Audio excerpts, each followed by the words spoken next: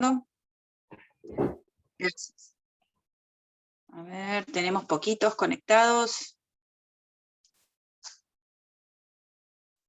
Ya se comenzó a grabar.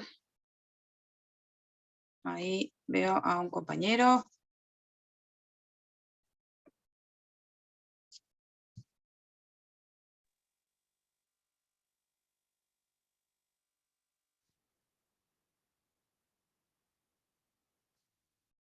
Si veo a alguien más, prendan las cámaras, así los veo. A ver, tienen todas las cámaras apagadas, menos Franco. Ahí estamos, Lorena. A ver si puedo ver a alguien más. Ahora sí, Iván. Hola chicos, ¿cómo andan? ¿Bien?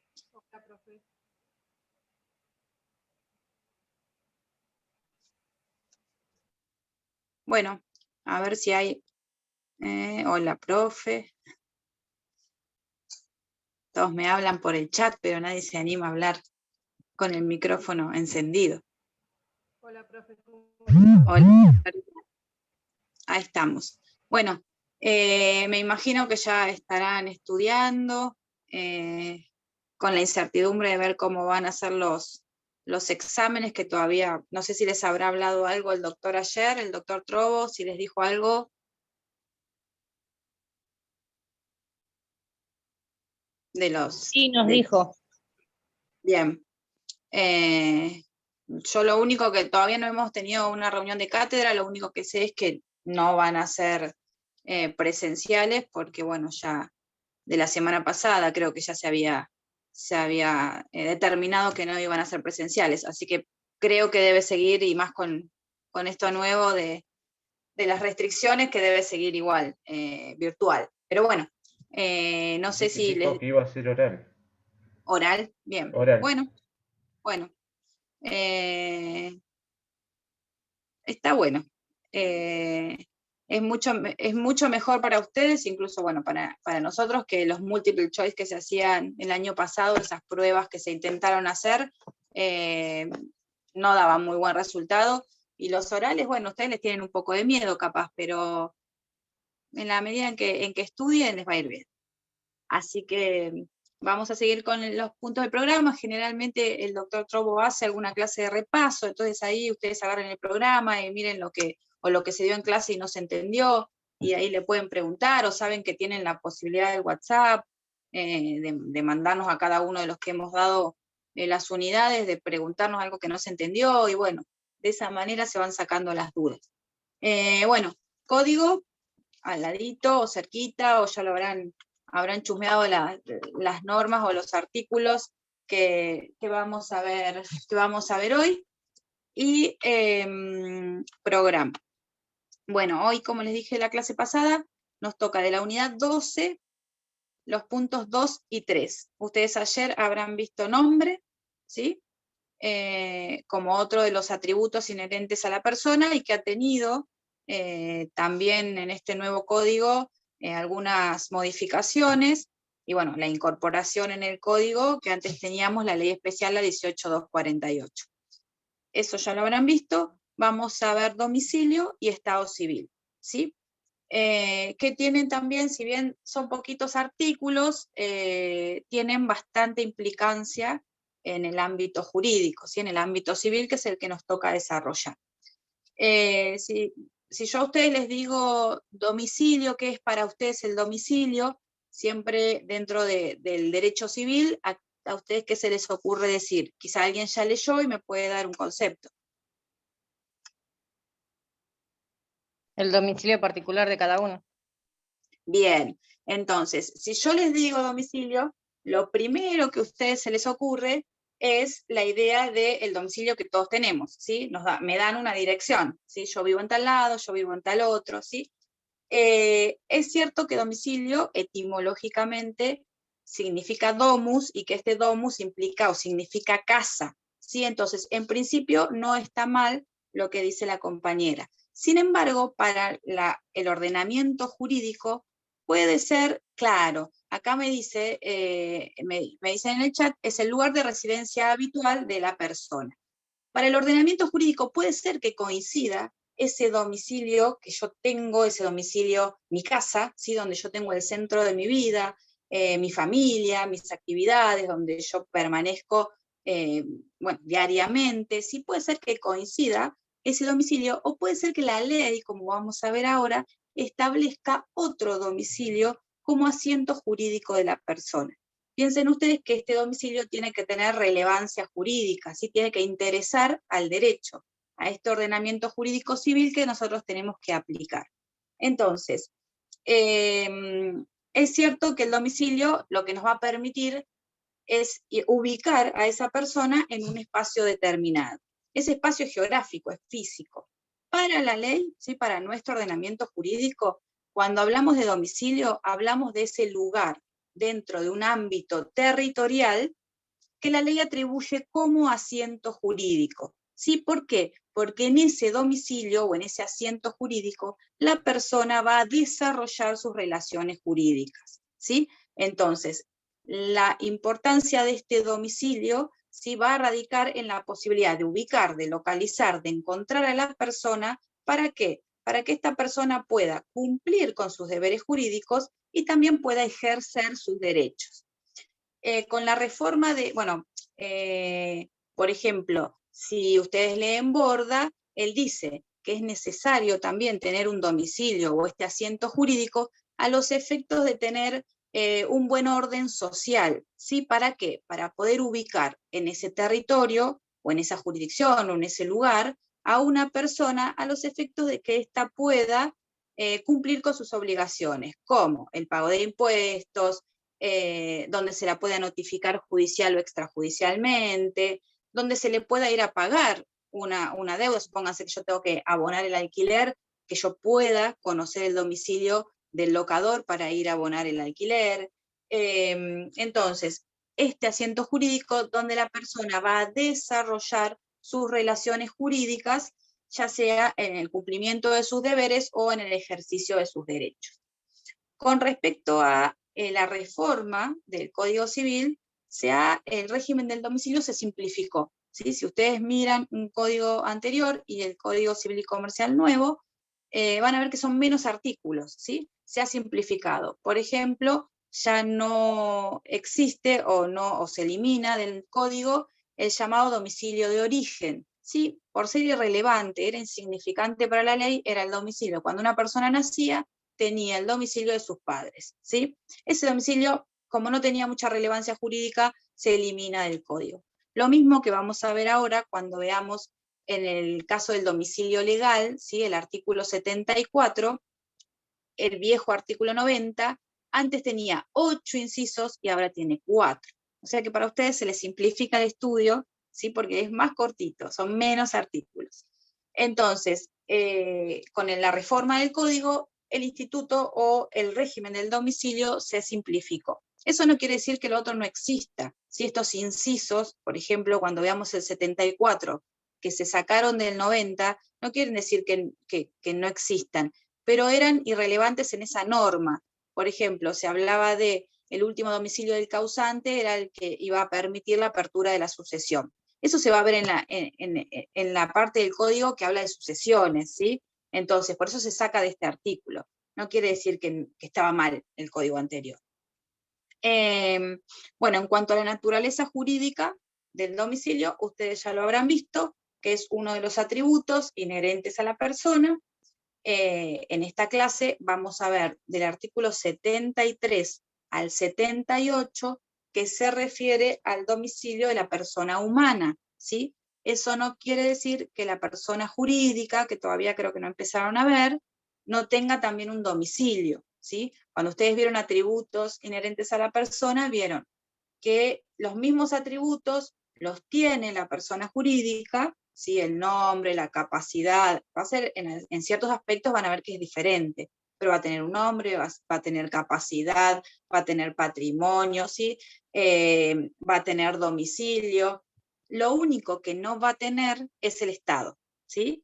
Cuando veamos la parte de Estado, van a ver que las personas jurídicas no gozan de ese atributo inherente a la persona, ¿sí? ¿Por qué? Porque no pueden ser hijos, no se pueden casar, no pueden adoptar, ¿sí? Son cuestiones que ahora vamos a ver de familia, que una persona jurídica, no, por el solo hecho de ser una persona jurídica, van a ver que no puede tener un estado de familia. Entonces, los demás atributos sí los comparten. Igualmente, vamos a ver el domicilio, pero de las personas humanas. Entonces, en cuanto a la naturaleza jurídica, les queda claro que es un atributo inherente a la persona. Acá tenemos que hacer una distinción porque cuando hablamos de domicilio como atributo inherente a la persona, vamos a hablar de una de las clasificaciones del domicilio. Cuando hablamos de domicilio lo podemos clasificar en domicilio general, por un lado, ¿sí? Y domicilio especial. El domicilio general, a su vez, comprende el domicilio real del artículo 73, que ahora lo vamos a ver, y el domicilio legal del artículo 74. Este domicilio general, que algunos llaman ordinario, si ustedes lo van a poder encontrar en los libros como domicilio general u ordinario, y que comprende a estos dos, al real y al legal, tiene eficacia o va a tener eficacia para la generalidad, por eso se llama general, ¿sí? Para la generalidad de las relaciones jurídicas, ¿sí? Entonces, la eficacia de este domicilio general, tanto el real como el legal, se va a extender de manera indefinida y universal con respecto a todas las relaciones jurídicas que pueda tener esa persona, ¿sí? Por eso, bueno, y por otro lado tenemos el domicilio especial. Dentro de este domicilio especial, que también lo vamos a ver, tenemos el domicilio contractual, o también llamado convencional o de elección, en el artículo 75, y el domicilio procesal, ¿sí? Que muchas veces nosotros, ahora después lo vamos a ver, pero le decimos legal, pero no es así, es el domicilio procesal, y que este surge del artículo 40 y siguientes del Código de Procedimiento Civil y Comercial de la Provincia de Buenos Aires. ¿Sí? Por eso hablamos de procesales, lo vamos a establecer en un proceso judicial, ¿sí? Cuando hablamos de atributo inherente a la persona, nos referimos al domicilio general, ¿sí? A ese domicilio que va a tener efectos con respecto a la universalidad, a la generalidad de las relaciones jurídicas del individuo, ¿sí? Entonces, como atributo inherente a la persona, el domicilio general, que lo dividimos en real y en legal. Bien, el artículo 73 nos define, que bien lo habían definido algunos compañeros en el chat, al domicilio real. Y dice, la persona humana tiene domicilio real en el lugar de su residencia habitual. Esto era lo que mencionaban algunos compañeros. Y agrega, si ejerce actividad profesional o económica, lo tiene en el lugar donde la desempeña para el cumplimiento de las obligaciones emergentes de dicha actividad. Entonces acá habla de dos supuestos. En principio, el domicilio real es esa residencia habitual de la persona. ¿A qué llamamos cuando hablamos de residencia habitual? A donde efectivamente la persona vive, ¿sí? Donde tiene su centro de vida, su familia, por eso es real, porque realmente vive, habita, realiza todas sus actividades en virtud de ese domicilio, ¿sí? Entonces, para que también constituya el domicilio real, la norma nos habla de un requisito que es la habitualidad. Entonces, no basta que yo esté temporalmente, supónganse que me voy de viaje y estoy en un hotel, ¿sí? Esa no va a ser una residencia habitual, sino que se requiere de este requisito, o sea, que esa residencia sea, o esa, que yo viva en ese lugar de una manera prolongada en el tiempo, ¿sí? Que sea continua, ¿se entiende? Entonces, este domicilio real va a tener dos elementos. El corpus, es decir, que yo físicamente, es el elemento material, físicamente vivo, habito, estoy en ese lugar, y también un animus, es decir, la intención de permanecer por un tiempo prolongado, habitual, en ese lugar, ¿sí? Entonces, ese va a ser el asiento jurídico y la importancia va a ser que la persona va a tener, o sea, que cumplir sus obligaciones o ejercer sus derechos en ese asiento jurídico o domicilio real. Entonces, ¿cuáles son las características de este domicilio real? Dijimos que es voluntario. ¿Por qué? Porque lo elige la persona, ¿sí? Yo puedo querer vivir en Mar del Plata, yo puedo querer vivir en Necochea, en Brasil, ¿sí? Yo elijo voluntariamente dónde voy a vivir, y de hecho, como vamos a ver también, como correlato de esto, es mutable, ¿sí? Vamos a ver después en uno de los artículos que yo puedo cambiar, ¿sí? Voluntariamente mi domicilio. Nadie puede obligarme, ¿sí? A cambiar de domicilio, o contractualmente yo no puedo establecer, o las partes no pueden establecer que una persona va a vivir en determinado lugar, o que se va a mudar de acá a 3 años, ¿sí? No podemos realizar convenciones o contratos respecto al domicilio de la persona, es voluntario, ¿sí? Es mutable, que dijimos que lo puedo cambiar, ahora después lo vamos a ver. Es inviolable, ¿sí? En virtud del artículo, como garantía constitucional, en virtud del artículo 18 de nuestra Constitución Nacional. Entonces, este lugar donde la persona tiene su residencia habitual, expresamente la ley establece que es su domicilio real, ¿sí? Y por lo tanto es el lugar donde va a cumplir con sus obligaciones, ¿sí? Y a también ejercer sus derechos. La norma establece también otra de las características es la necesariedad, ¿sí? Como todos los atributos inherentes a la persona, ¿se acuerdan que ustedes esto lo habrán visto? Los atributos inherentes son necesarios, ¿sí? ¿Se acuerdan que toda persona tiene derecho deber de tener un nombre? ¿Sí? Toda persona, goza de una capacidad restringida o no, pero tiene capacidad. Entonces, también toda persona tiene domicilio. Y ahí ustedes dicen, bueno, a ver, la persona que vive en en situación de calle, ¿sí? Que vive en una plaza, que vive, no sé, en un banco, sí, en una plaza, o aquellas personas que no tienen domicilio porque viven viajando de un lugar a otro. ¿Cómo vamos a hablar de necesario si no tienen una residencia habitual? Bueno, para estos casos, vamos a verlo después en los artículos siguientes, la ley. Sí, ahora vemos el tema de la unidad. La ley establece, en estos casos excepcionales, también les otorga un domicilio. Vamos a ver después que en virtud del 74, inciso C, o en virtud del artículo 76, vamos a ver que el domicilio de estas personas ambulantes, de estos transeúntes, de estas personas de situación de calle, van a tener el domicilio de su residencia actual, ¿sí? O el domicilio en el lugar donde se encuentren, ¿sí? Y también vamos a ver qué pasa si yo no conozco el domicilio de esta persona, ¿sí? Si el domicilio es ignorado, va a ser el domicilio, del último domicilio conocido, ¿sí? Si yo hoy no sé dónde está, ¿sí? Bueno, el domicilio de esa persona va a ser el último domicilio que yo conozco, ¿sí? Si es una persona en situación de calle, su domicilio va a ser el lugar donde se encuentra actualmente, ahí, en esa plaza, ¿sí? O si es una persona viajante, ¿sí? Eso lo vamos a ver en los otros artículos, pero fíjense cómo este requisito de necesariedad lo va cubriendo la ley, ¿sí? En todos los supuestos que puedan existir para que toda persona tenga este asiento jurídico que, lo da el domicilio, ¿sí?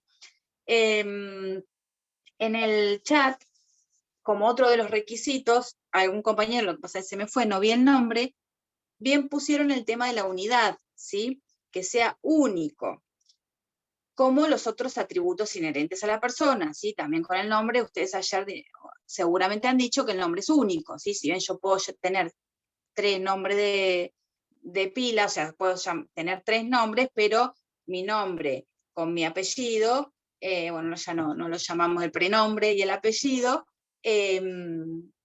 constituyen una persona única, un único nombre. En el caso de la unicidad, en el domicilio, acá con el Código Nuevo la doctrina empezó a discutir. Sí es cierto que antes era considerado un domicilio único. Si no era el real, iba a ser el legal, como vamos a ver en el 74. Pero con este artículo 73 infine, ¿sí? La segunda parte, esta que yo les leí, que en el caso de que la persona desempeñe una actividad profesional o económica, va a tener el domicilio en ese lugar, ¿sí? Pero solamente a los efectos de esa actividad, ¿sí? Entonces, si yo ejerzo una actividad profesional, todo lo que surja de esa actividad, voy a tener el domicilio donde ejerzo mi actividad profesional, económica, comercial. Esta segunda parte de este artículo dio pie a una discusión de si estábamos en presencia de este requisito de la unidad, ¿sí? O si estamos hablando de un sistema plural de domicilios, ¿sí? Para alguna doctrina, porque imagínense que lo de único o de unicidad es un requisito del atributo inherente a la persona. Entonces, para alguna doctrina dicen que sigue estando vigente este principio de unidad y que no importa que hable de otros domicilios a los efectos comerciales o a los efectos económicos o a los efectos profesionales, pero que es simplemente una cuestión legislativa, ¿sí? O sea, que surge del legislador, es una técnica legislativa que no importa y que no modifica esto de la unicidad del domicilio.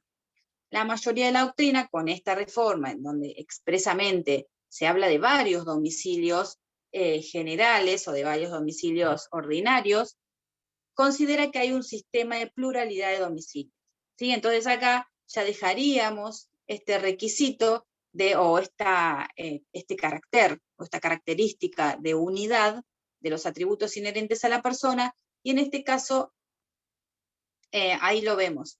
Y en este caso estaríamos hablando de un sistema de pluralidad, ¿sí? Al contemplar dentro del domicilio real esta posibilidad de que la persona tenga otros domicilios, solamente recuerden a los efectos de esa actividad, ¿sí? A los efectos de la actividad profesional o a los efectos de la actividad comercial. Si yo no realizo ninguna actividad, mi domicilio real va a ser el de la residencia habitual, ¿sí? O sea, si no ejerzo el comercio, si no ejerzo una actividad profesional, va a ser ese mi domicilio real, ¿sí? Pero recuerden que toda persona sí va a tener que tener un domicilio. Todos los supuestos trata la ley de establecerlos. Ahí en el chat me ponían, en el caso de los militares, ¿sí? Si era, por ejemplo, el caso de los militares. El caso de los militares es un caso que ahora lo vamos a ver, del 74, ¿sí? Especial, que estamos en presencia de un domicilio legal, ¿sí? No, o sea, queda fuera de este rango de domicilio real en virtud de una profesión o en virtud de una actividad comercial o económica, sino que se incluye dentro de los supuestos de domicilio legal que surgen del 74. ¿Cuáles son estos? También estamos hablando de un atributo inherente a la persona, pero en ciertos casos la ley considera, ¿sí? Porque el legislador habrá tenido algún motivo de considerar, ahora en menos supuestos, antes en el 90 en 8 supuestos, que para determinadas actividades, ¿sí? La ley considera como asiento jurídico el lugar donde la persona ejerce la actividad o donde la persona se encuentre. Ahora vamos a ver los 4 supuestos. Entonces, el de los militares, que ahí pusieron en el chat, es uno de estos, ¿sí? Es un supuesto de domicilio legal. En el caso de que se dé alguno de estos 4 supuestos, la mayoría de la doctrina considera que hay algunos que quizá lean, pero son pocos, que en principio se va a tener en cuenta el domicilio legal, ¿sí? Cuando existan estos supuestos, ¿sí? Entonces, como que se deja de lado, porque la persona van a ver que puede tener un domicilio real, ¿sí? Donde vive con su familia, donde es su centro de vida, pero que también puede tener un domicilio legal en estos supuestos que vamos a ver ahora del 74. Estos supuestos, mientras dure la causa que le da origen, se va a considerar como domicilio de la persona, ¿sí? Domicilio general u ordinario. En el caso de que cese el supuesto del 74, resurge el domicilio real, ¿sí? Ahora vamos a ver los ejemplos para que lo entiendan mejor. ¿Qué son estos domicilios legales? Son lugares, ¿sí? Lugares físicos, obviamente, son estos asientos jurídicos donde la ley presume, ¿sí? Sin admitir prueba en contra, que una persona reside o vive de manera permanente para el ejercicio de sus derechos y el cumplimiento de sus deberes jurídicos. Entonces, si tenemos en cuenta lo que dice la ley, decimos que es un domicilio legal porque surge de la ley, ¿sí? Y tiene carácter forzoso. Únicamente va a surgir de la ley. No lo podemos establecer las partes por autonomía de voluntad. Solamente surge de la ley estos 4 supuestos que tenemos en el Código Civil y Comercial o de una ley especial, ¿sí? Pero solamente va a surgir de la ley. Por eso decimos que tiene carácter forzoso, no son de simple elección o, voluntad, o por voluntad de las partes. Esto es lo que lo diferencia con el domicilio real. ¿Sí? ¿Se acuerdan? Nosotros decíamos, el domicilio real es voluntario. Yo elijo, vivo acá, me mudo, vivo allá, ¿sí? Ahora, el domicilio legal lo impone la ley, ¿sí? Es de carácter restrictivo. Solamente los que establece la ley o las leyes especiales. No hay otros, ¿sí? Excepcionales, van a ver que son poquitos, son en casos de excepción. Y la ley los establece, o el legislador los establece como una especie de seguridad jurídica, ¿sí? Se presume que la persona vive en ese lugar, ¿sí? De manera, o reside de manera permanente. Esta presunción que establece la ley dice sin admitir prueba en contra, ¿sí? Entonces yo no puedo decir, si estoy incluida en estos 4 supuestos, no puedo decir, no, pero yo no vivo, no resido permanentemente ahí. No, ¿por qué? Porque la presunción es iure de iure, no admite prueba en contra, ¿sí? Si se dan estos supuestos, se tiene domicilio legal. A ver, veamos los supuestos que lo van a entender mejor. El primero habla de los funcionarios públicos, ¿sí? Entonces dicen, tienen su domicilio en el lugar en que deban cumplir sus funciones, ¿sí? Estas funciones, o sea, el funcionario público no establece ni jerarquía, ni cargo, ni nada, sino que es una persona que depende, si su trabajo es dependiente de la administración pública. La ley no distingue categorías, jerarquías, nada. Si es una persona que depende en forma estable de la administración pública, tendrá entonces su domicilio legal en el lugar donde ejerce esa actividad, ¿sí? Siempre que sea habitual. Por eso la ley dice que no tiene que ser temporaria, periódica, de simple comisión, ¿sí? Esta actividad debe ser con tareas laborales que desarrolla la persona, pero con habitualidad, ¿sí? Prolongadas. Una vez que cesa o que finaliza, ¿sí? Supóngase renuncia, o la echan, o se jubila, ¿sí? Una vez que cesa esa actividad pública, entonces va a renacer, va a tener nuevamente validez el domicilio real, ¿sí? Esa residencia habitual que tiene la persona, ¿sí? Del 73.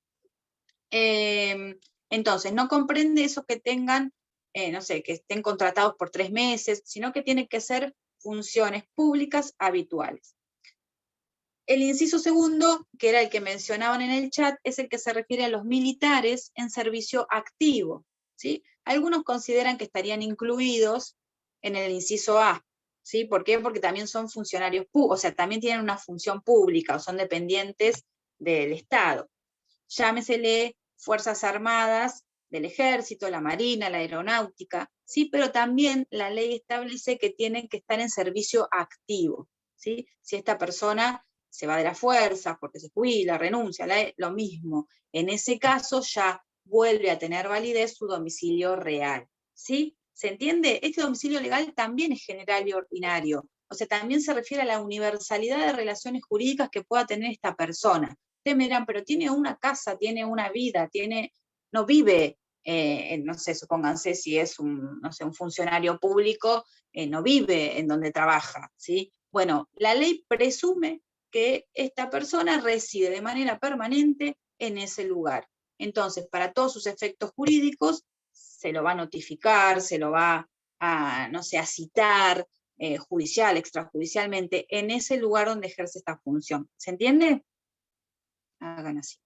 Bien, entonces, los militares en servicio activo, lo mismo. En el lugar en el cual están destinados a prestar sus servicios. Estén o no ahí, pero en ese lugar se considera que tienen ese domicilio legal. En el caso, doctora, por ejemplo, la gente de la Armada, ellos van cada un año a distintas provincias, a distintos lugares a hacer su trabajo, que se notifica a la Armada. Se notifica, sí, en el lugar, depende si, a ver, si la Armada quizás yo notifico a la Armada y ellos notifican al lugar donde está la persona, o directamente notifico a ver, si están en el Mar del Plata, yo puedo notificar a Mar del Plata y quizás si él ya no está porque lo trasladaron, mismo de Mar del Plata en forma interna lo notifiquen donde esté, o informan, si es una notificación judicial, informan que lo han trasladado, pero su domicilio sí sigue siendo, o sea, es en el lugar donde ejerce su actividad. Si lo trasladaron, será en el nuevo domicilio, o sea, en el nuevo lugar. Eso no quiere decir de que yo no tenga que conocer si lo han trasladado o no. Si yo considero que trabajaba acá, sabía que trabajaba acá en la Armada, y notifico, y bueno, ahí informarán, o que lo trasladaron, o que renunció, ¿sí? En el caso de que ya, pónganse, o está, no sé, jubilado, bueno, en esos casos tendré que rastrear cuál es su domicilio real. ¿Sí? Profesora, ¿le puedo hacer una Sí. consulta? Sí, gracias. Por ejemplo, un empleado municipal que está en planta permanente también sería un funcionario Claro, público. claro. Todo No lo que sea, todos los que sean funcionarios de la administración pública. no notificarían en su lugar de trabajo, digamos. Ok. Sí, igual esto es a los efectos jurídicos, depende, a ver, ahora después vamos a ver que puede haber domicilios contractuales, ¿sí? Estos que no son los generales u ordinarios, que son los especiales, y que pueden ser a los efectos de ese contrato. Entonces, capaz que esta persona, pónganse, no sé, celebró un contrato de locación, ¿sí? Este militar que dice la señora, viene, está la compañera que está en Mar del Plata y alquila, sabe que va a estar 1 año, o 2, o 3, no sé, y alquila un inmueble, a los efectos de ese contrato van a ver que él puede denunciar otro domicilio. Entonces ese domicilio va a ser contractual, convencional, y a los efectos de ese contrato se le va a notificar en ese domicilio que puso, no en el lugar de trabajo, ¿sí? El tercero de los incisos dice, los transeúntes o las personas de ejercicio ambulante, ¿sí? En este caso dice, lo tienen, como los que no tienen domicilio conocido, los tienen en el lugar de su residencia actual, ¿sí? Entonces, esto era lo que veíamos nosotros, como necesitamos suplir o cumplir con este principio de necesariedad, ¿sí? De necesidad de domicilio, la ley establece el lugar de residencia actual, ¿sí? Entonces, ya sea que se llamen transeúntes y aquellas personas que se trasladan de un lugar a otro sin quedarse en ningún lugar fijo, ¿sí? Entonces, donde estén, ahí, a ver, a veces se complica, depende para qué. Usted me dirá, hoy está acá, mañana está allá, ¿cómo sabemos? Bueno, la ley establece este domicilio, ¿sí? Este asiento jurídico. Vamos a ver después, igual ustedes lo van a ver cuando vean procesal, qué formas tengo yo, supóngase si es un juicio, de notificarle un proceso judicial. ¿Sí? No lo voy a estar rastreando por todo, a veces sí, estamos rastreando por todos lados, pero hay forma de notificar sin necesidad de estar años buscando a esta persona. ¿Sí?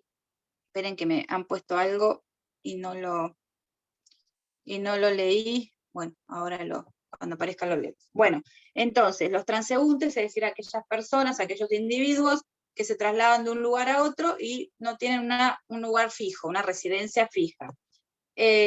También se puede referir a las personas de ejercicio ambulante, ¿sí? Esas personas que viajan también, pero no porque viajen de paseo o porque no tengan una residencia habitual, sino porque viajan como consecuencia de su trabajo, ¿sí? Tienen un oficio o tienen un trabajo y carecen de una residencia estable, ¿sí? Un viajante o un cantante, ¿sí? También puede ser que no tengan, entonces vayan de un lugar a otro. O las personas... Sí. Perdón que la interrumpa. Seguramente siempre que el domicilio contractual, ¿no es cierto? En esos casos, digamos. Es Sí, muy por difícil eso que lo haya. depende para qué. El domicilio contractual va a ser a los efectos de ese contrato, nada más, ¿sí?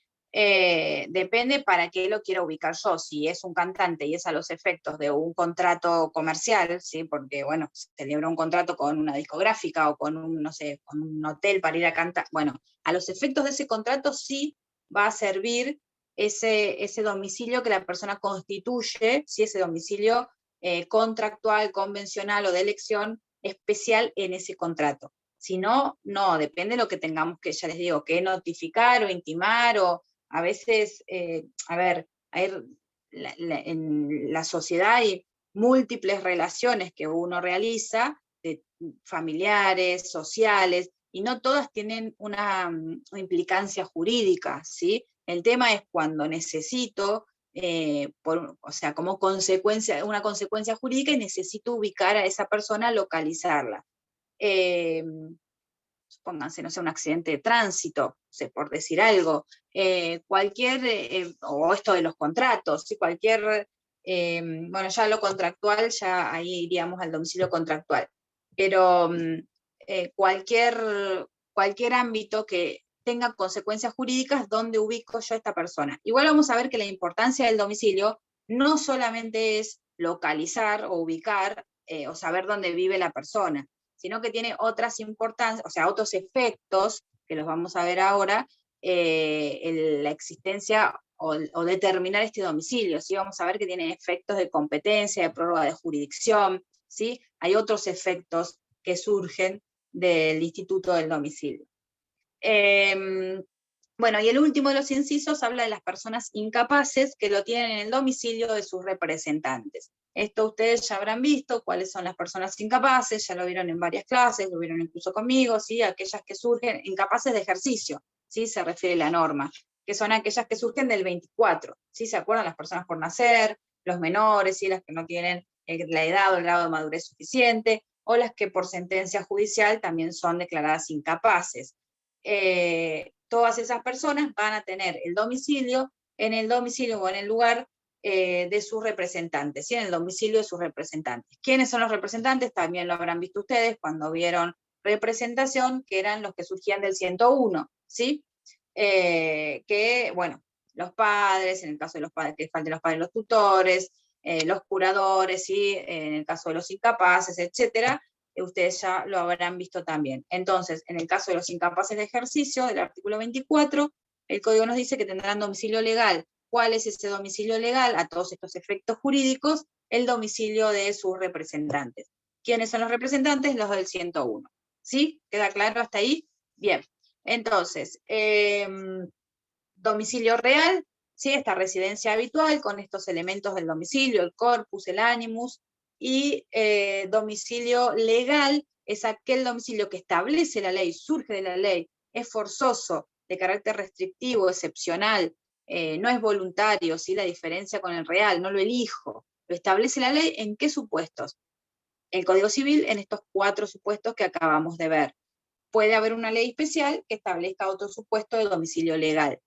Este domicilio no admite prueba, o sea, la elección no, el establecer estos domicilios legales que los establece la ley, no admite prueba en contra, ¿sí? Es una presunción iure de iure que no puedo discutir, ¿sí? Soy militar, ejerzo mi actividad en la ciudad de Mar del Plata, bueno, voy a tener ese domicilio donde yo llevo a cabo mi actividad como militar, hasta que cese esa actividad, y ahí sí resurge el domicilio real que yo tengo, esa residencia habitual donde la persona ejerce el centro de vida, familia, sociedad, etc.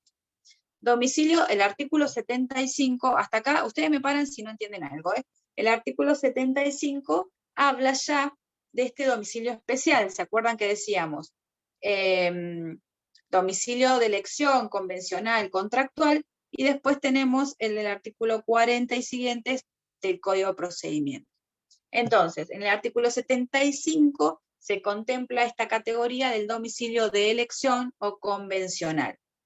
Se da en el ámbito contractual, por eso hablamos de convencional, contractual, en el ámbito de los contratos, ¿sí? Y las personas o los individuos que intervienen en ese contrato, las partes, van a poder elegir un domicilio para el ejercicio de los derechos y para el cumplimiento de sus deberes jurídicos que emanan de ese contrato, emergentes de ese contrato, ¿sí? Solamente todo lo relacionado a el contrato. Por lo tanto, no es de cara, este domicilio especial no es un domicilio general, porque no es de carácter universal, ¿sí? no es de alcance general con respecto a todas las relaciones jurídicas que pueda entablar esta persona, ¿sí? Sino que es de carácter especial, ¿sí? Solamente para las obligaciones y derechos que emanen de ese contrato, ¿sí? Era lo que decíamos recién. Si yo celebro un contrato de locación, ¿sí? Con Rosario, todo lo relacionado a ese contrato de locación va a, o sea, se va a tener que notificar, emplazar, exigir, en virtud del domicilio que yo haya denunciado en ese contrato, ¿sí? Entonces, las notificaciones que yo quiera darle, o si quiero notificar, o sea, si quiero avisarle de algo al locador, o el locador le quiere exigir el pago al locatario, ¿sí? Va a surgir, o se va a tener que realizar en el domicilio que yo haya puesto en ese contrato, ¿sí? Por eso decimos que este domicilio contractual tiene algunas características específicas, ¿sí? Es voluntario porque lo establecen las partes como consecuencia de este principio de autonomía de voluntad, ¿sí? Dentro de un contrato, un instrumento privado, incluso hasta las partes pueden no poner domicilio, ¿sí? Porque está dentro de la autonomía de voluntad y de esta libertad de formas, ¿sí? A ver, ustedes me dirán, bueno, pongo cualquier cosa, no pongo. El tema es después que es a los efectos probatorios y a los efectos de poder cumplir con las obligaciones que emergen del contrato.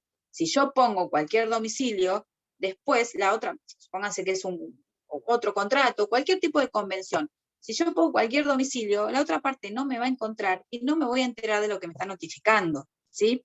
Entonces, en virtud de todo lo que pueda surgir de esa convención, de ese contrato entre partes, se va a notificar a ese domicilio que yo dejé establecido. Entonces, por eso es voluntario, o es convencional, sí, contractual, surge de la misma convención de entre las partes, se va a transmitir, ¿sí? A los herederos, si una de las personas fallece y ese contrato es transmisible a los herederos, ya sea sucesores universales o singulares, ese domicilio también se va a transmitir con el contrato. Es excepcional, puede llegar a ser múltiple, ¿sí? No es único, porque yo puedo tener también, no sé, puedo firmar 10 contratos y poner en los 10 distintos domicilios. Entonces tengo domicilios especiales múltiples, ¿sí? A los efectos de cada uno de los contratos o convenciones que yo firmé. No es necesario, porque si yo no celebro un contrato, no voy a tener un domicilio especial, ¿sí? Y con respecto a la posibilidad de cambiar ese domicilio, ¿sí? Como vamos a ver ahora y como más o menos dijimos, el domicilio real, ¿se acuerdan que decíamos que era voluntario? Nadie me puede obligar a cambiar de domicilio, a establecer en el contrato que lo voy a modificar. Es voluntario, yo hoy vivo acá, si quiero me mudo a, no sé, a Buenos Aires, porque ahí vive mi familia y me mudo a Buenos Aires, ¿sí? Entonces, el domicilio especial es inmutable, salvo, es decir, yo no lo puedo cambiar motu propio por mi propia decisión, salvo que sea una nueva convención, es decir, que esté pactado entre las partes ese cambio de domicilio, que ambas partes sepan y lo acepten, ¿sí? Entonces va a requerir el consentimiento de la otra parte, ¿sí? ¿Por qué? Porque son, el consentimiento de la otra parte o que yo le notifique en forma fehaciente, ¿sí? Sí, también puede ser que yo ponga mi domicilio real. Me preguntan si el domicilio real puede ser especial. Puede ser el mismo. Yo vivo en tal lado, tengo mi domicilio real y en un contrato pongo ese. Generalmente es el mismo, ¿sí? Entonces, para poder mutar este domicilio, para poder cambiarlo, tiene que existir el consentimiento de la otra parte o yo le tengo que notificar en forma fehaciente, por ejemplo, por carta documento. ¿Por qué? Porque el contrato es considerado ley para las partes, en donde las partes, así como decimos contrato, es una convención entre partes, ¿sí? Entonces, las partes se pusieron de acuerdo y las partes aceptaron todos los términos del contrato. Así como yo no le puedo cambiar una cláusula que diga la forma de pago, tampoco puedo cambiar el domicilio yo solo, ¿sí? O sea, lo puedo hacer, pero se lo tengo que notificar en forma fehaciente, que yo sepa que la otra parte tomó conocimiento efectivo de que yo modifiqué mi domicilio, ¿sí? Si no, va a llegar la notificación al otro. O sea, si la otra parte notifica algo, pónganse un juicio, un desalojo, una ejecución, al domicilio que yo tenía denunciado en ese contrato constituido como especial, ¿sí? Va a ser válida esa notificación. Después yo no puedo decir, ah, no, pero yo me había mudado. No, pero yo a los efectos de ese contrato tenía ese domicilio. No puedo después decir, la notificación es nula o hay una nulidad porque yo me mudé. Ahora, si yo me mudé y avisé a esa persona que yo he modificado mi domicilio especial, ¿sí? Porque quiero cambiar ese domicilio especial, entonces si yo le notifico fehacientemente y la otra persona recibe la carta documento, ahí sí podría alegar que esa notificación fue válida. ¿Se entiende? La posibilidad de cambiar o no ese domicilio especial. Lo que está en el contrato es ley para las partes, no puede una sola cambiarla, requiere del consentimiento de la otra. ¿Mm? Por eso también se hace de poner el domicilio del abogado, digamos, que te representa. Sí, ahora lo vamos a ver. En realidad, en los contratos es raro, depende. Salvo que sea un convenio que ya se piensa que se va a homologar judicialmente. Por eso, y si hay un abogado que lo representa, bueno, lo que pasa que ahí tenemos el otro caso, o sea, podemos poner los dos domicilios, o el domicilio real de la persona y el domicilio, y constituir el domicilio en el estudio jurídico del abogado. Ahí tenemos el otro caso de domicilio especial, ¿sí? Que es este domicilio procesal, que es el que constituimos o el que tenemos que constituir y denunciar en los procesos judiciales, ¿sí? Termino una cosita sola con respecto al domicilio especial contractual, y después vamos al procesal. En este caso, lo que genera también el domicilio contractual es una prórroga de jurisdicción.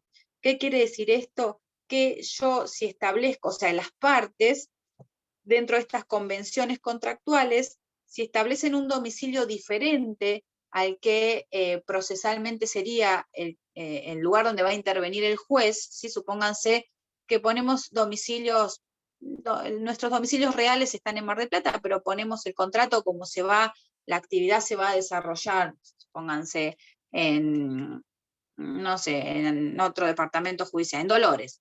Se va a desarrollar ahí, ponemos domicilios especiales en Dolores, estamos prorrogando, ¿sí? La jurisdicción, la competencia judicial a los tribunales del Departamento Judicial de Dolores, ¿sí? Podemos prorrogar la jurisdicción, o sea, mandar que el competente sea el juez de otra jurisdicción o de otro departamento judicial. Salvo, siempre existen excepciones, que creo que ya hablamos, creo que con ustedes hablé con respecto a los contratos de adhesión, no sé si hablamos algo con respecto a esas cláusulas, no sé en qué tema. Por lo general lo vemos cuando vemos nulidades parciales, pero con respecto a esas cláusulas de prórroga de jurisdicción, en donde se pueda ver afectado el consumidor, en los contratos de consumo, ¿sí? Los llamados contratos de adhesión o con cláusulas predispuestas, que son esos contratos que uno firma, por ejemplo, una tarjeta de crédito, ¿sí? Y que uno no lee, porque son así un librito, y que son contratos preimpresos, ¿sí? Firme acá, firme acá, firme acá. Entonces uno firma, y en realidad, o cuando en los planes de ahorro de los autos, uno firma, pero no lee todo el contrato. Después le dan una copia, pero son un montón de cláusulas con letra pequeña, son los llamados contratos de adhesión o de cláusulas predispuestas. Ya está, acá no hay como un ida y vuelta contractual. Una parte establece determinado contrato y la otra lo acepta, pero ni siquiera puede discutir nada. O sea, entonces, en esos contratos, si se ve perjudicado el consumidor, ¿sí? En virtud de cláusulas de prórroga de jurisdicción, podemos plantear la nulidad parcial. ¿Qué quiere decir esto? Que esa cláusula, en donde se me prorroga la jurisdicción y la competencia del juez, sea considerada inválida, nula por el juez, y que el resto del contrato continúe vigente. Ustedes me dirán, bueno, ¿qué importa si la competencia es de acá o en capital? No, sí importa, porque hay veces que la sucursal, o sea, que la casa central supónganse, de Peugeot, de Volkswagen, no sé, está en capital o está en Córdoba, y si nosotros prorrogamos la jurisdicción tenemos que ir a litigar allá, y para un consumidor es costoso y es, sinceramente, no es práctico, ¿sí? Entonces, esas son denominadas cláusulas abusivas, ¿sí? Estas de prórroga de jurisdicción. Entonces se puede plantear en esos casos y en esos contratos esta nulidad parcial. Pero si no, en un contrato en donde hay libertad de elección y en donde cada parte establece lo que más conviene para sus intereses, podemos establecer domicilios especiales que nos lleven la prórroga de jurisdicción o la competencia a otra jurisdicción o departamento judicial. Y con respecto al otro caso de domicilio especial, ahora sí que, bueno, es el que surge de los artículos 40 y siguientes del Código de Procedimiento Civil y Comercial, y que es el que se constituye ad litem. ¿Qué quiere decir esto? En todos los procesos judiciales. ¿Y qué va a ser el que decían ustedes? El del estudio jurídico, el del abogado, ¿sí? Ahí constituimos, que nosotros a veces en los escritos ponemos constituyendo domicilio legal, en realidad no es el legal. Si queremos poner bien el término, es el llamado domicilio procesal o domicilio ad litem. ¿Qué va a hacer también a los efectos de ese proceso? ¿Sí? A ver, todos mis clientes van a tener domicilio constituido, domicilio procesal en el mismo, porque va a ser en mi estudio jurídico, pero es a los efectos de cada proceso en particular. Ya sea en la primera presentación o en una audiencia, tenemos que constituir ese domicilio procesal y también denunciamos, los abogados, el domicilio real de la persona. ¿Sí? También tenemos que denunciar. ¿Qué les iba a decir con respecto a esto? Bueno, no me acuerdo. Sí. Le consulto, entonces el domicilio procesal va a ser constituido en el estudio jurídico de mi representante, por ejemplo. Claro, generalmente es el estudio jurídico, o sea, del abogado, ese es el domicilio procesal. ¿Para qué va a servir? A los efectos del proceso, donde van a notificar, ¿sí? Salvo algunas cuestiones, que lo van a ver cuando vean procesal, que se tienen que notificar al domicilio real, ¿sí? De la persona. El resto de las notificaciones van a ser al domicilio procesal, a ese que ¿para qué? Para que se entere el abogado, porque la parte, sinceramente, hay cosas que no entiende, entonces el abogado es el que va a estar. Igualmente, actualmente, con el tema del domicilio electrónico, ya hay un montón de cosas que nos notifican en forma electrónica, también tenemos que constituir los abogados o denunciar un domicilio electrónico que surge, o sea, que es un sistema, bueno, cuando vean instrumento público, instrumento privado, firma, ahí van a ver la firma digital, la firma electrónica, que es por un programa de la Suprema Corte de Justicia, no es que nosotros inventamos un domicilio. Entonces, hoy por hoy las notificaciones son electrónicas. Pero antes que iba el oficial notificador con la cédula y las llevaba al estudio jurídico, ¿sí? Igual se siguen haciendo algunas así, y bueno, y a los domicilios reales también, lo que pasa es que mucho también se corta por la pandemia. El COVID también impide que los oficiales notificadores algunas notifiquen, entonces o sea, ahora tenemos otros métodos de comunicación, de notificación, por ejemplo, en el derecho de familia, en los juzgados de familia, nos están permitiendo notificar por WhatsApp, ¿sí? En donde, bueno, tenemos que después hacer capturas de pantalla, juntarlo y denunciar un montón de requisitos para que esa notificación sea tomada como válida, es decir, el sistema procesal se va ayornando a lo que vamos necesitando, ¿sí? Así que bueno, eso es ahora, sí, por WhatsApp, las audiencias se notifican a través de un mail, que nos mandan un link, entonces nosotros ingresamos a las audiencias virtuales, o sea, todo eso como consecuencia del COVID, ¿sí? Y del aislamiento y de la no presencialidad. Bueno, entonces, domicilio general, domicilio real, domicilio legal y los domicilios especiales. Este contractual del 75 y este domicilio especial procesal o ad litem del Código de Procedimiento Civil y Comercial. En el artículo 76, ya más o menos lo vimos, habla del domicilio ignorado, ¿sí? Cuando la persona, o sea, cuando no conocemos el domicilio de esa persona, entonces lo va a tener en el lugar donde se encuentra, dice la norma, ¿sí? Y si no, en el último domicilio conocido, ¿sí? Acá también lo que yo les decía, que existen normas procesales, pues ustedes me dirán, bueno, pero tampoco conozco cuál fue su último domicilio. Entonces hay normas procesales dentro de un juicio que nos permiten conocer o poder notificar por lo menos. Entonces, primero mandaremos, por ejemplo, la forma de notificar cuando no sabemos, o si hay, supónganse una sucesión, si hay herederos, o cuando no conocemos el domicilio de una determinada persona que queremos buscar, una de las formas de notificación o de los medios son los edictos, ¿sí? Publicar edictos en el boletín oficial y en un diario de circulación del lugar, a los efectos, ya lo van a ver también cuando vean ausencia y presunción de fallecimiento. Publicar edictos a los efectos de que la persona se presente a hacer valer sus derechos en el proceso. Para llegar a la publicación de edictos yo tendré que haber acreditado que realicé diligencias tendientes a ubicarla a esta persona, ¿sí? Si tenía un último domicilio conocido, bueno, notifiqué ahí y me dijeron, no, acá no vive más. Mandé un oficio al juzgado electoral a los efectos de que diga cuál es el último domicilio que figura ahí, ¿sí? Si es el mismo o si es otro, bueno, mandé la notificación a este otro. Eso se usa también en los juicios de alimentos, ¿no? Para rastrear al progenitor para que cumpla con los alimentos, en los trabajos, en los últimos trabajos registrados. Claro, bueno, no es que le buscamos su domicilio, sino lo que en los juicios de alimentos a veces utilizamos este medio probatorio de los oficios para saber si trabaja, si no trabaja, cuánto percibe, y bueno, para poder embargarle un sueldo. Pero no es porque bueno, si el alimentante su domicilio es ignorado, también lo podemos rastrear de esta manera, ¿sí? Publicaremos Perdón, profesora, cuando uno publica un edicto, bueno, el edicto tiene un proceso, un tiempo procesal. ¿Qué pasa cuando ese tiempo vence y no, por ejemplo, hago una convocatoria de herederos y ese tiempo se venció, el plazo ya caducó? ¿Qué pasa? Si después de ese plazo vienen y reclaman... Bueno, ahí depende el juicio, ya lo van a ver cuando vean procesal, depende del proceso.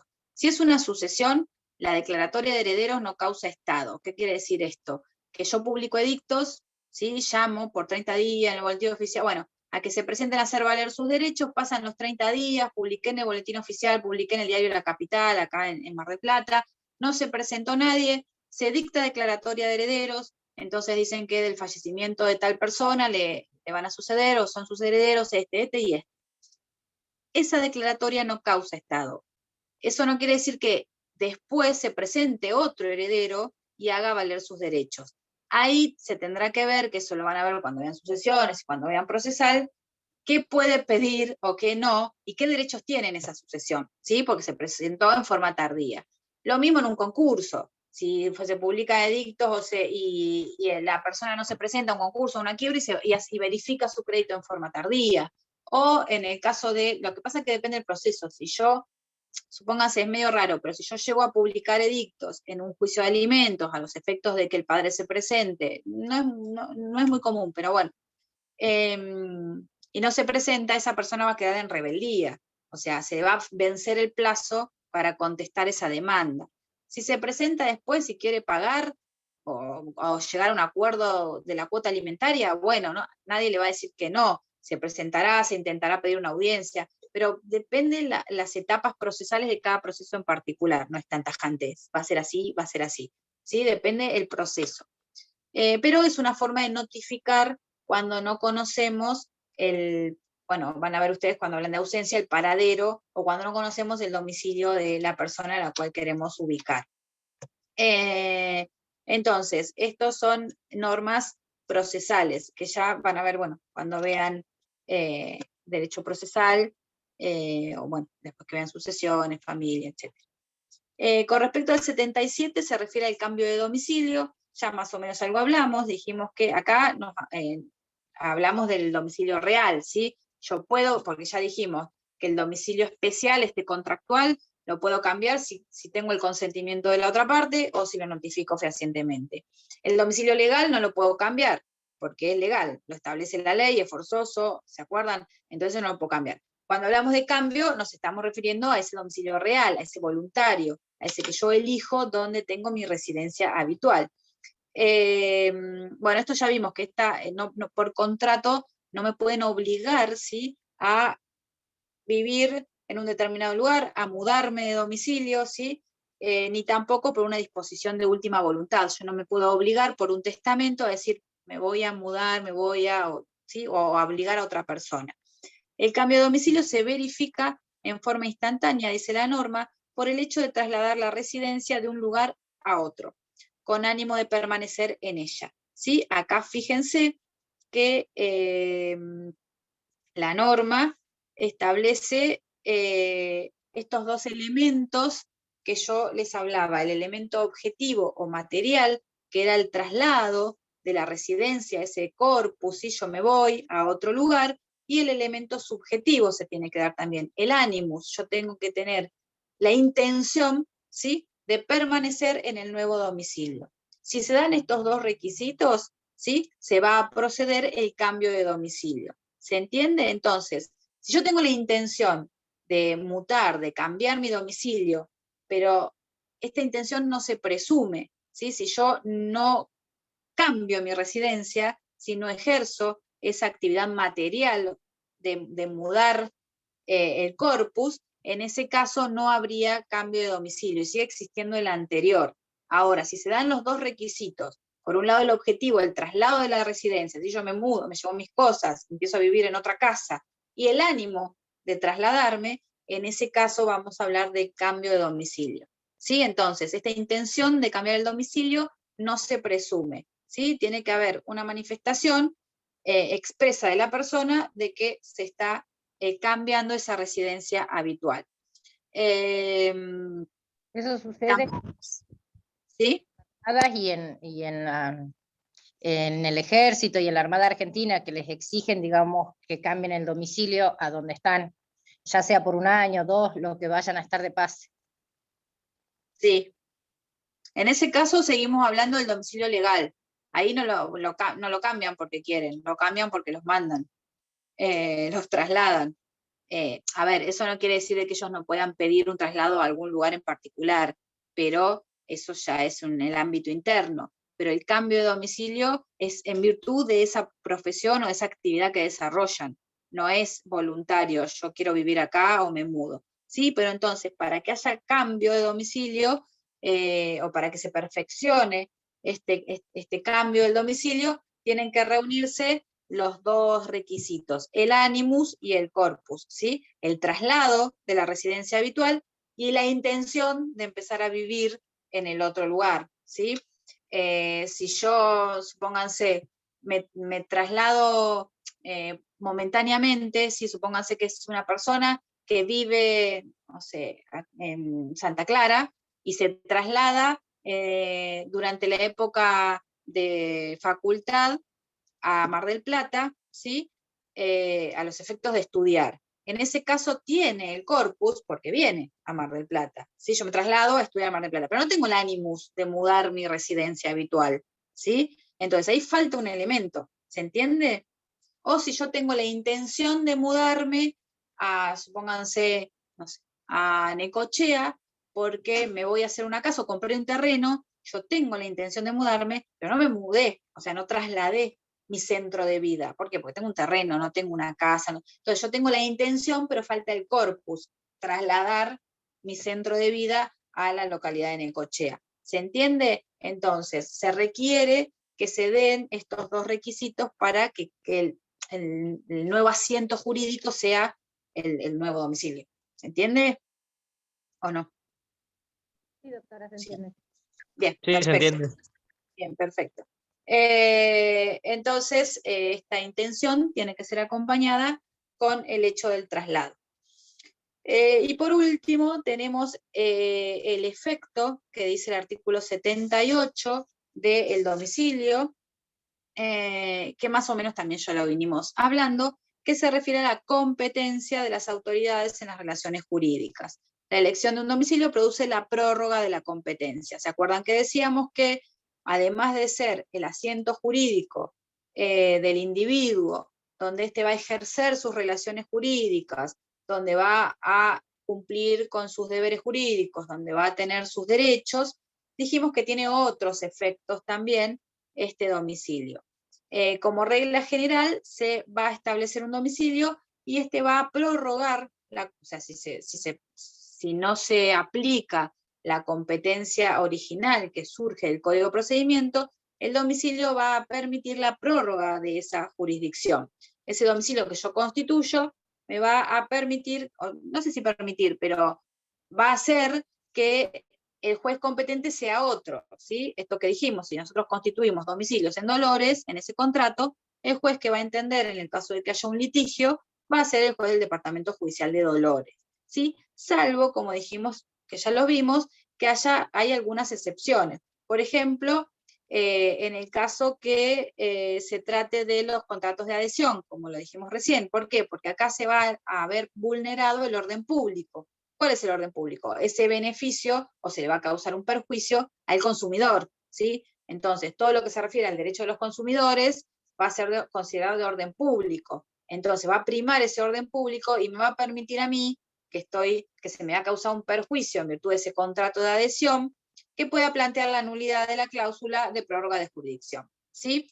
Esa sería una excepción. Otra de las excepciones serían los juicios o los procesos que son considerados los llamados fueros de atracción, ¿sí? Hay algunos procesos, como el sucesorio, el concursal o las quiebras, que atraen, ¿sí? Otros juicios, ¿sí? Por ejemplo, los juicios sucesorios, si tengo un juicio patrimonial con respecto a los bienes de esa herencia o de ese sucesorio, van a ser atraídos por estos juicios que se llaman que tienen un fuero de atracción. ¿Qué quiere decir esto? Que si el sucesorio tramita no sé, en la localidad de San Isidro, o no sé, en Capital, ¿sí? Porque la persona falleció en Capital Federal o tenía su último domicilio allá, falleció allá, esa sucesión, y yo inicio un proceso, no sé, pónganse un cumplimiento de contrato o algo, lo inicio en Mar del Plata, esa sucesión va a llevarme para allá del juicio, ¿sí? Lo atrae.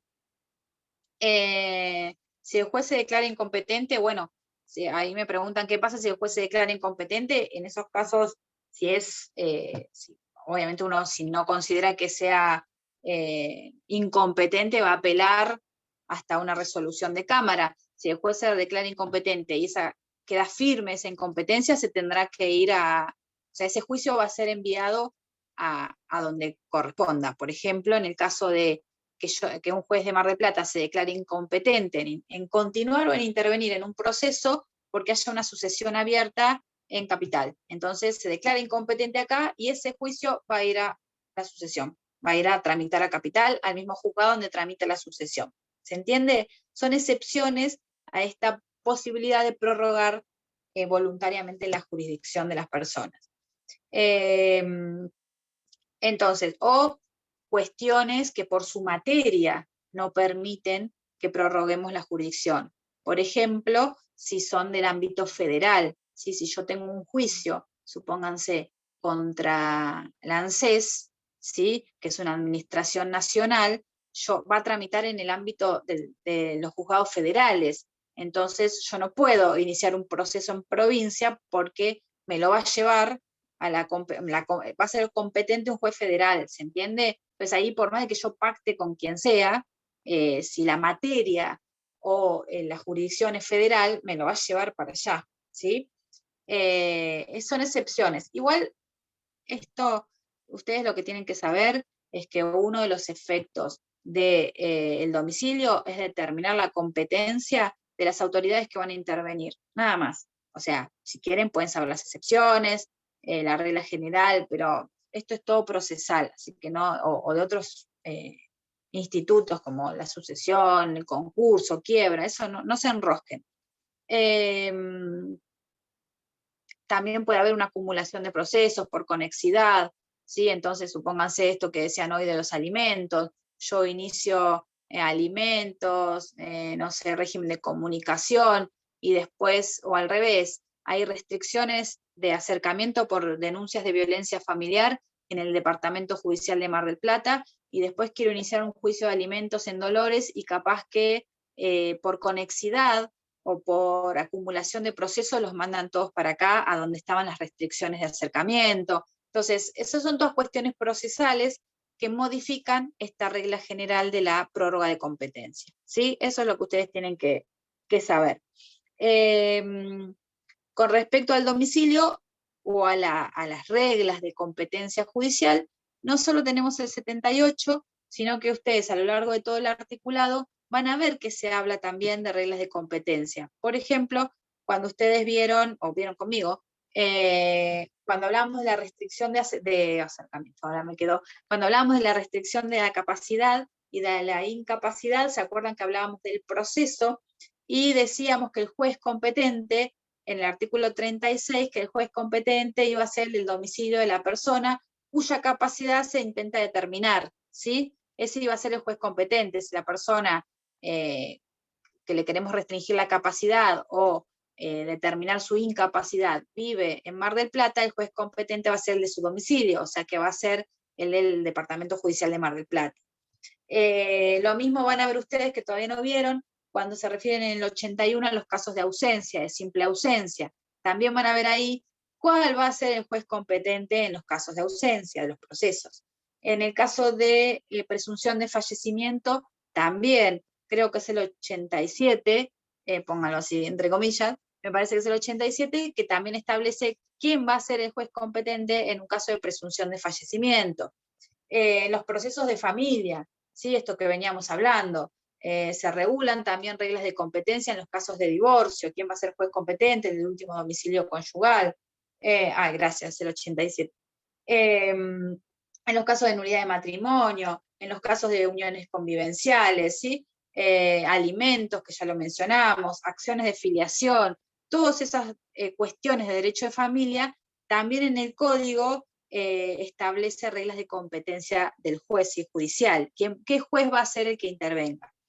Bueno, en el caso de domicilio contractual, que podemos elegir prorrogar o no la jurisdicción.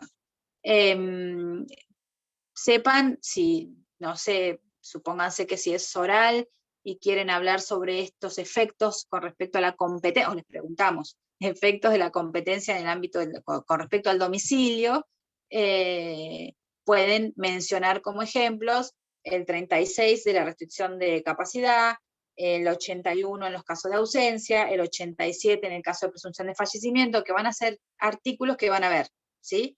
Porque el 36 ya lo vimos y los otros dos los van a ver cuando vean el fin de la existencia de la persona, ausencia, etc.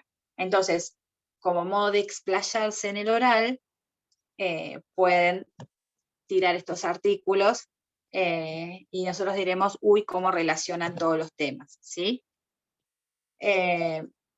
Bien, tengan en cuenta eso en el oral. Que ahí vamos con estado, a ver si llegamos, sí, rapidito. Que ustedes, a ver, yo entiendo que es difícil, que tienen miedo o que no saben qué decir. Esto de la virtualidad tampoco nos permite, no sé, interactuar de otra manera, pero ustedes hablen todo lo que sepan, todo lo que han estudiado, porque ustedes a veces estudian un montón y quedan, hasta que nosotros les vamos tironeando y tironeando. Hablen, supónganse que hablamos de esto de competencia, y ustedes recuerdan que cuando hablan de ausencia también se habla del juez competente, lo pueden relacionar, ¿sí? Porque está prácticamente todos los temas relacionados. Entonces, relacionen. Y digan, sí, por ejemplo, en el artículo, cuando hablamos de ausencia, también decimos que el juez competente va a ser tal y tal, ¿sí? Entonces, hablen, no tengan miedo de equivocarse, porque de esa manera nosotros nos damos cuenta si ustedes estudiaron, aunque se equivoquen, pero por lo menos vemos que estudiaron. Si ustedes quedan así y les vamos tironeando, es más difícil, es difícil para nosotros también darnos cuenta qué saben y qué no. Bueno, esto entre paréntesis. Bien, entonces, domicilio. Creo que ya más o menos lo más importante, la clasificación, la posibilidad de cambiar el domicilio, los efectos, la importancia, eso ya lo tienen. Y con respecto al tema del Estado, bueno, no hay mucho articulado, ¿sí? En el código no surge, así como el domicilio, artículo tal, tenemos el Estado. acá más que nada vamos a ver artículos, bueno, ahora yo se los voy a ir dando, pero son poquitos artículos. Lo que tienen que ver acá, que también el Estado, vamos a ir rapidito, si no entienden me dicen, como uno de los atributos inherentes a la persona. Ya dijimos que el Estado solamente nos vamos a referir a las personas humanas, ¿sí? Que no vemos este atributo en las personas jurídicas. Cuando hablamos de Estado también podemos van a ver en los libros que habla de una acepción o de un concepto amplio, ¿sí? Un Estado profesional, un Estado político, un Estado, bueno, el que vamos a ver ahora nosotros es el Estado de familia, ¿sí? En un aspecto amplio podemos hablar de un Estado de ciudadano, ¿sí? Con las normas que podemos tener por el solo hecho de ser ciudadano de un determinado lugar.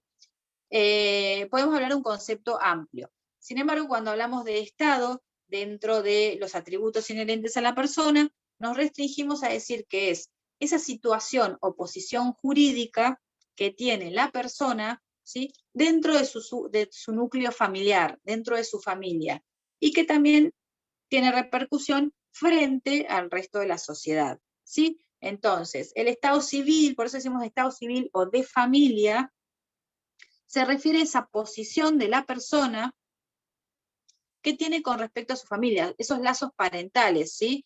La condición de esposo, la condición de esposa, la condición de padre, hermano, ¿sí? Que puede provenir ya sea de un lazo biológico, ¿sí? Un lazo, una naturaleza, por naturaleza biológica, puede provenir también un estado de civil o de familia por adopción, ¿sí? En los casos de filiación por adopción, que esta puede ser simple o plena, o también puede ser si, por ejemplo, en los casos de filiación, que creo que ya lo vieron y que están incorporados también en nuestro código, en todo lo que se refiere al comienzo de la persona humana, cuando hablamos de las técnicas de reproducción humana asistida, ¿sí? Entonces... también se habla de la familia por afinidad. La Filiación familia por por afinidad. sí, sí, eso se da en el ámbito, obviamente dentro de este ámbito de familia, que son aquellas en las cuales, por ejemplo, en las familias ensambladas, no sé, un matrimonio en donde, no sé, la mamá o el papá vive con sus hijos y tiene una nueva, una conviviente o un conviviente, y se hace cargo también de todas esas necesidades que tienen o este chico, o este niño, o este hijo, y son el matrimonio o la mamá por afinidad, o el papá, ¿sí? Son estos lazos familiares por afinidad. Bueno, todos estos lazos parentales, filiatorios, ¿sí? De familia, son los que nosotros vamos a tener en cuenta cuando hablamos de estado civil o estado de familia. En cuanto a los caracteres, ya más o menos son los mismos comunes con los otros atributos. Va a ser intransmisible, irrenunciable, imprescriptible, absoluto, de orden público, ¿sí? Porque hablamos de un derecho de familia. La diferencia con algún otro carácter o con algún otro atributo puede ser que también es mutable, ¿sí? Yo voy a cambiar mi estado de familia, ¿sí? Puedo estar casado o puedo estar divorciado, puedo ser soltero, ¿sí? Entonces yo puedo ir mutando ese estado de familia. Con respecto a los efectos, creo que, a ver si pregunta, sí, efectos o la importancia de este estado de familia, en principio cumplen la misma función en conjunto con los otros atributos inherentes a la persona, ¿sí? Esto lo habrán visto ustedes, que es esa posibilidad que me permite, es ese conjunto de cualidades que permite a ese sujeto identificarse del resto de la sociedad, ¿sí? El conjunto de todos los atributos inherentes a la persona. Entonces, el Estado, conjuntamente con estos atributos, tiene esa misión de permitir que la persona sea definida como persona, como sujeto de derecho con respecto a los otros sujetos de la sociedad. Después también el estado de familia va a originar, sí, va a dar origen a un montón de derechos y obligaciones, muchos, ya sea en el ámbito del derecho de familia, propiamente dicho, ¿sí? Muchos derechos y obligaciones, en el ámbito sucesorio, ¿sí? En el ámbito de familia, bueno, ya hemos nombrado, entre cónyuges, con respecto a padres e hijos, múltiples derechos y obligaciones. Con respecto a la sucesión, también, ustedes me dirán, bueno, pero puede haber sucesiones que son testamentarias, ¿sí? Que yo dejo como heredero testamentario a un tercero que no tiene un lazo familiar. Sí, puede ser, pero la gran mayoría de las o las sucesiones a 20 estatus, en donde no hay un testamento, se tiene en cuenta el lazo parental, ¿sí? Para saber si la persona es o no heredera en esa sucesión. Entonces, tiene implicancia dentro del derecho sucesorio. En el ámbito patrimonial, por ejemplo, no es lo mismo que se trate de una pareja que hayan contraído matrimonio a una pareja que estén con un lazo de convivencia, ¿sí? En los bienes que puedan adquirir unos que otros van a tener otro efecto, ¿sí? Vamos a hablar de unos bienes gananciales o bien propios, de acuerdo en un matrimonio, y no va a ser lo mismo en el caso de una convivencia. También, bueno, obviamente el matrimonio trae aparejado derechos y obligaciones conyugales.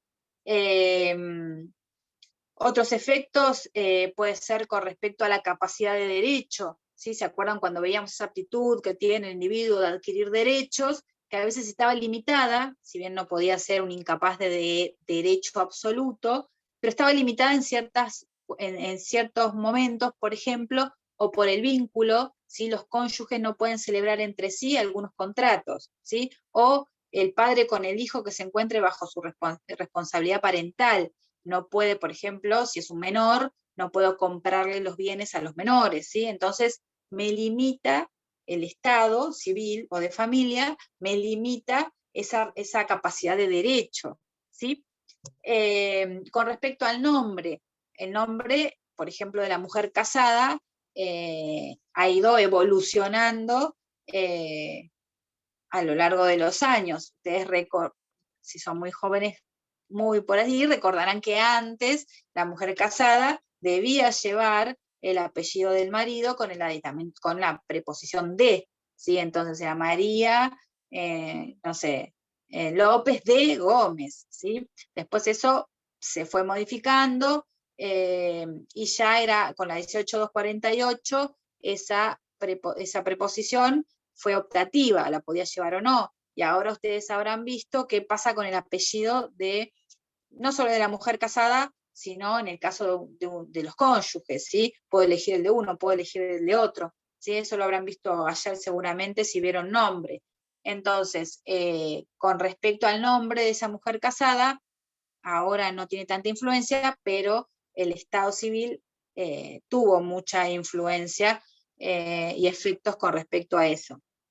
Y por otra parte, genera también el Estado civil o de familia, genera un derecho subjetivo, ¿sí? A favor de la persona, por medio del cual puede exigir, ¿sí? O amparar su Estado con las llamadas acciones de Estado, ¿sí? Yo tengo un derecho subjetivo, el cual me permite amparar, ¿sí? Que la ley proteja ese estado de familia que yo tengo en virtud de las acciones de reclamación o de impugnación, ¿sí? Estas acciones de Estado, o las llamadas acciones de Estado, ustedes las pueden ver en los artículos 582, ¿sí? Cuando hablamos de la acción de reclamación de filiación, 582 y siguientes, y en el artículo 588 y siguientes, habla de la acción de impugnación de filiación, ¿sí? Cuando no se me reconoce el Estado, o sea, que no se me reconoce la calidad de hijo,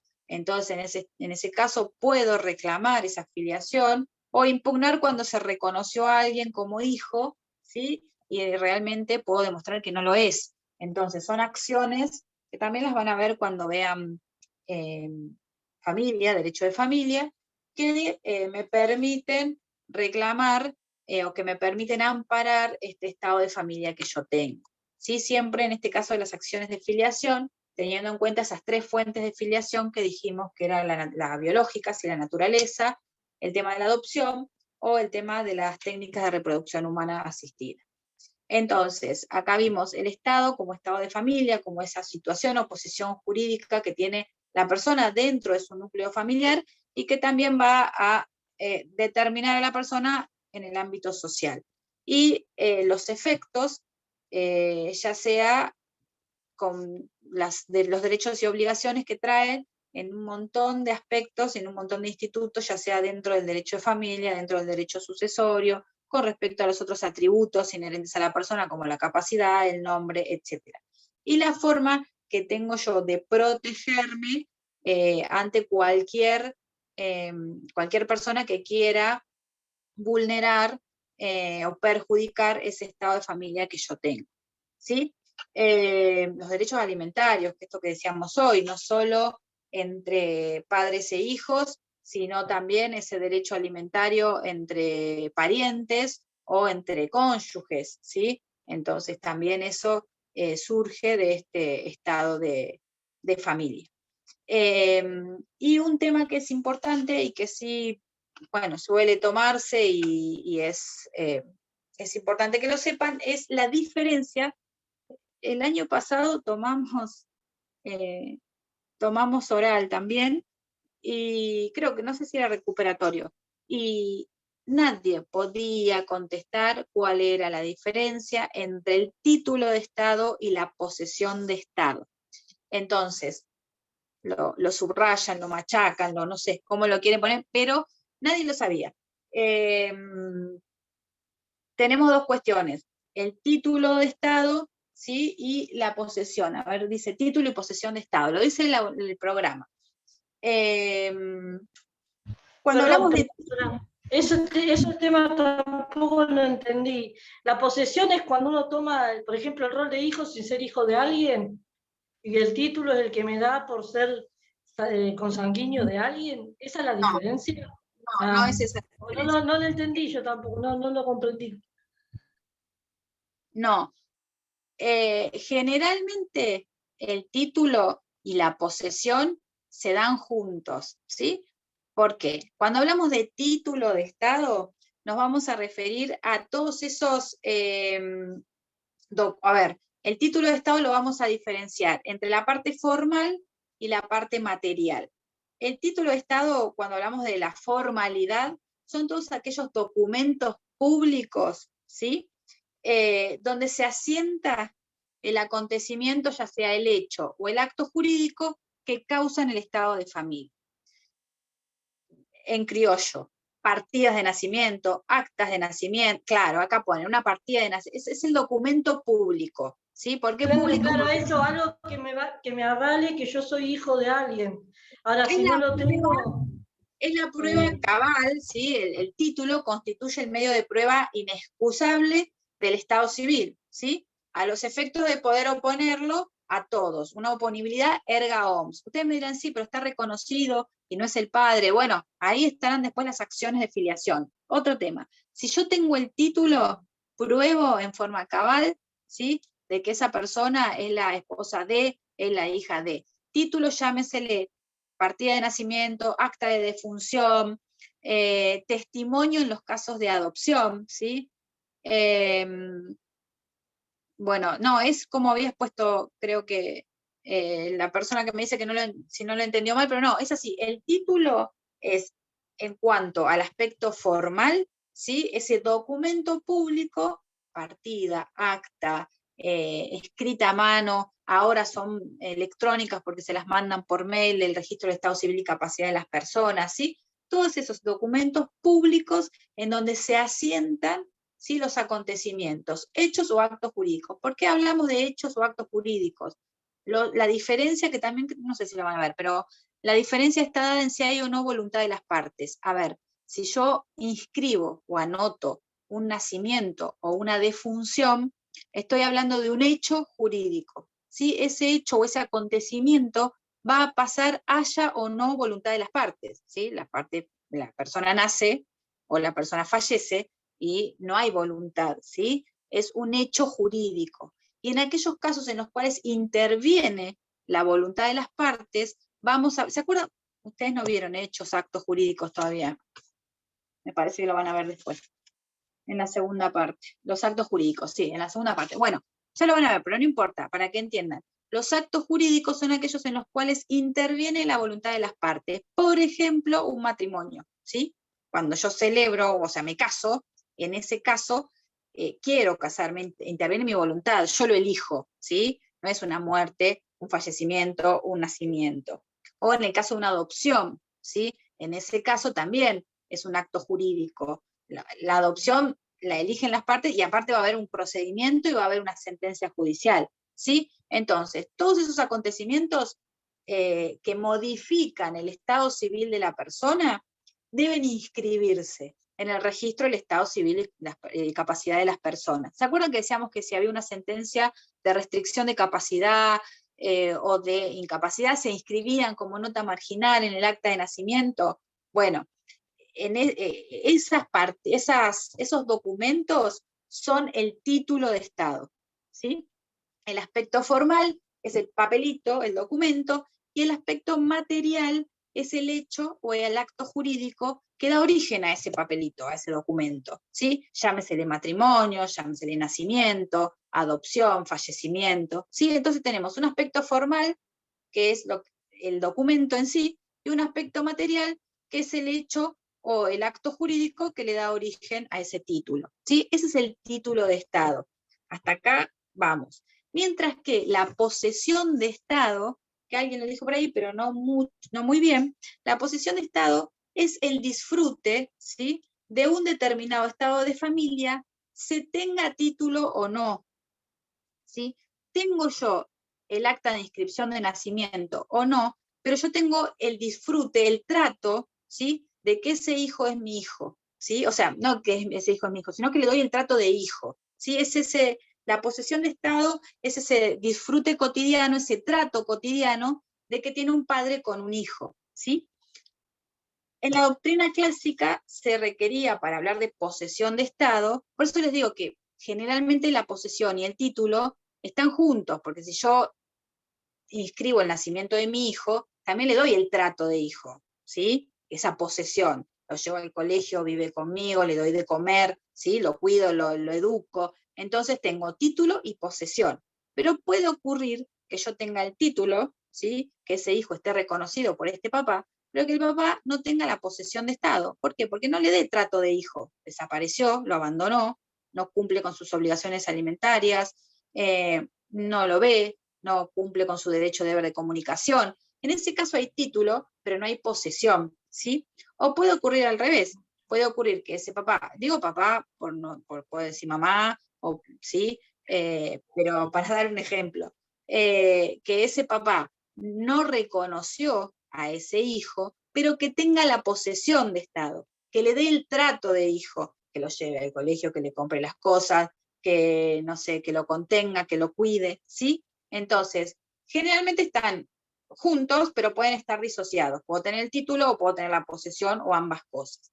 Entonces, la posesión de Estado en la doctrina clásica requería de que se den tres elementos. El nomen, que era el nombre, ¿sí?, que esa persona tuviese el apellido o el nombre del padre, aunque no teníamos el documento, ¿sí? No tenemos la partida de nacimiento, no tenemos el acta o el certificado de nacimiento, no sé, el acta de matrimonio, ¿sí?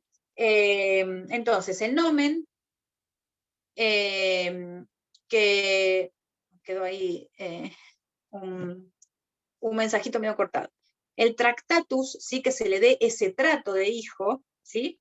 Y la fama, que era este elemento que públicamente a ese hijo se lo reconociera como hijo de ese padre, ¿sí? Entonces, estos tres elementos se requerían en la doctrina clásica. En la doctrina moderna solamente se exige, para probar esta posesión de Estado, que haya tractatus, que haya trato, ¿sí? Que haya este trato de hijo, de estado filial, como si fuese un hijo, pero aunque no tenga título, ¿sí? Entonces, aunque no lleve el apellido paterno, aunque la gente no lo reconozca socialmente como el hijo de, si él le da el trato de hijo, podemos hablar de posesión de Estado, ¿sí? ustedes me dirán, bueno, ¿para qué hablamos de posesión de Estado? ¿Para qué hablamos de títulos? Si es lo mismo, es el hijo, no es el hijo. Bien, en principio, tener o no la posesión de Estado no tiene fuerza jurídica o importancia como si lo tiene el título, ¿sí? Si yo, por ejemplo, quiero iniciar un juicio de alimentos, que era lo que hablábamos antes, requiero acreditar que ese padre está obligado, ¿sí?, a cumplir con esa cuota alimentaria. ¿Y cómo hago? Y acompaño el acta de nacimiento en donde figura que es el padre, ¿sí? Entonces, que existe un nexo biológico, o bueno, biológico, o cualquiera de las fuentes de filiación. Entonces, en principio, no tiene tanta fuerza para lograr este emplazamiento o esta obligación de la otra parte, la posesión de Estado. Sin embargo, hay tres artículos en los cuales la posesión de Estado tiene una relevancia jurídica, ¿sí?